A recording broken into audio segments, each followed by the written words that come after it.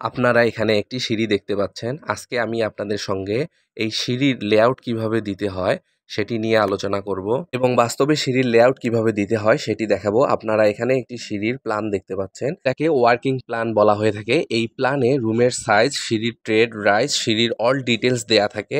আমরা ড্রয়িং দেখে সর্বপ্রথম এই বিল্ডিংয়ের দক্ষিণ সাইডের কলাম থেকে আমাদের রুমটি 11 ফিট 6 ইঞ্চি আছে। আমরা রুমের সাইজটি আগে বের করে নিব এবং রুমের যে পার্টিশন ওয়াল হবে সেখানে মার্ক করে একটি তারকাটা আটকিয়ে দেব। এরপর সেখান থেকে ফ্ল্যাটে ঢোকার জন্য আমাদের ফার্স্ট ল্যান্ডিং 5 ফিট 5 ইঞ্চি দেয়া আছে।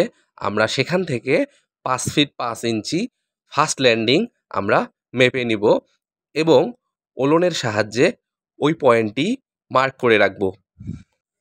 আমরা এখানে একটি তার কাটার সাহায্যে দাগ দিয়ে মিস্ত্রিকে বুঝিয়ে দিচ্ছি যে এটি হচ্ছে আপনার ফার্স্ট ল্যান্ডিং। পর ডিজাইনে আমাদের 13টি ধাপ রয়েছে। এই 13টি ধাপ, এক একটি ধাপ হচ্ছে 10 ইঞ্চি করে প্রশস্ত। তাহলে 13টি ধাপের জন্য 130 ইঞ্চি জায়গা প্রয়োজন। আমরা এখন এখান থেকে 130 ইঞ্চি জায়গা মেপে নিব। মাপা হয়ে গেলে ওই জায়গাটি পুনরায় আমরা তার কাটার সাহায্যে মার্ক করে রাখব। আপনারা দেখতে পাচ্ছেন আমরা ধাপের সর্বশেষ পয়েন্টটি মার্ক করে রাখলাম। এরপর এখান থেকে পরের ল্যান্ডিং 4 ফিট সেটিও আমরা বের করে মার্ক করে রাখলাম।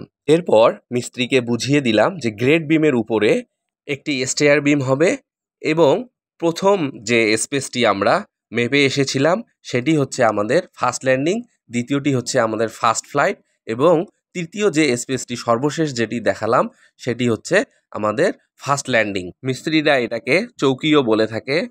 নিচতলার পিএল পর্যন্ত গাঁথুনি শেষ হয়েছে। এখন সিঁড়ি শাটারিংয়ের কাজ শুরু হবে।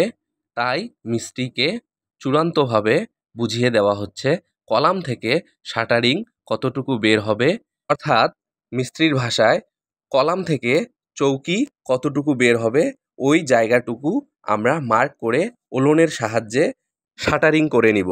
এই পুরো কাজটি একজন ইঞ্জিনিয়ার খুব সুন্দরভাবে তার সাব ঠিকাদারকে বুঝিয়ে দিবে। তা না হলে মিস্ত্রিরা হরহামেশাই তার শাটারিং কাজে ভুল করে, ফলে সিঁড়ি মিলাতে পারে না।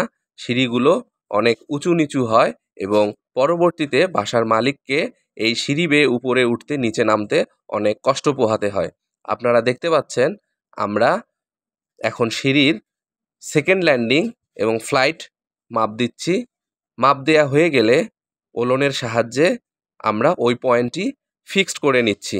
এরপর সিঁড়ির মাপটি ঠিকঠাক আছে কিনা এটি যাচাই করার জন্য পুনরায় রুমের সাইজটি মেপে দেখব। যদি ঠিক থাকে তাহলে বুঝতে হবে সিঁড়ির লেআউট ঠিক আছে।